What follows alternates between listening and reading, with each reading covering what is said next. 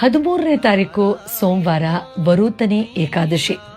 ಪೌರಾಣಿಕ ಕಥೆಗಳ ಪ್ರಕಾರ 10,000 ವರ್ಷ ತಪಸ್ಸು ಮಾಡಿದ್ರೆ ಯಾವ ಫಲ ಸಿಗತ್ತೋ ಆ ಫಲ ವರೂತನಿ ಏಕಾದಶಿಯ ಆಚರಣೆ ಮೂಲಕ ಸಿಗತ್ತೆ ಅಂತ ಹೇಳ್ತಾರೆ.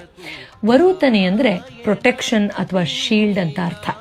ಈ ರಕ್ಷಾ ಕವಚವನ್ನ ನಾವು ಭಗವಾನ್ ವಿಷ್ಣುವನ್ನ ನಕಾರಾತ್ಮಕತೆಯಿಂದ ನಮಗೆ ರಕ್ಷಣೆ ಮಾಡು, ನಮ್ಮ ಮನಸ್ಸಿನ ಒಳಗಡೆನೇ ಇರುವಂತಹ ದ್ವಂದ್ವ, ಭಯ ಮತ್ತು ನಕಾರಾತ್ಮಕ ಭಾವನೆಗಳಿಂದ ನಮ್ಮನ್ನು ರಕ್ಷಣೆ ಮಾಡುವಂತ ಆತನ್ನ ಬೇಡಿ ಯಾಚಿಸಿ ಮನಸ್ಸಿನಲ್ಲಿ ದೇಹದಲ್ಲಿ ಸಾತ್ವಿಕವಾಗಿದ್ದು ಇದರ ಆಚರಣೆಯನ್ನ ಮಾಡುವ ಪ್ರಯತ್ನವನ್ನ ಮಾಡಿ.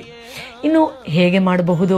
ಉಪವಾಸ ಸಂಪೂರ್ಣವಾಗಿ ಮಾಡ್ತಿರೋ ಇಲ್ಲ ಫಲಾಹಾರ ತಗೊಂಡು ಮಾಡ್ತಿರೋ, ನಿಮಗೆ ಹೇಗೆ ಸಾಧ್ಯನೋ ಆ ರೀತಿ ಮಾಡಿ. ಆದರೆ ಏನು ಮುಖ್ಯ ಅಂತಂದ್ರೆ ಎಲ್ಲ ನಕಾರಾತ್ಮಕ ಕರ್ಮಗಳಿಂದ ನನ್ನನ್ನು ಬಿಡುಗಡೆ ಮಾಡಿಸು, ಯಾವುದೇ ಕೆಟ್ಟ ಕರ್ಮಗಳನ್ನು ಮಾಡದೇ ಇರೋ ಥರದ್ದೊಂದು ಮತಿಯನ್ನು ನನಗೆ ಕೊಡು, ನನ್ನ ಒಳಗಡೆ ಶುದ್ಧೀಕರಣ ಆಗೋಕೆ ಬೇಕು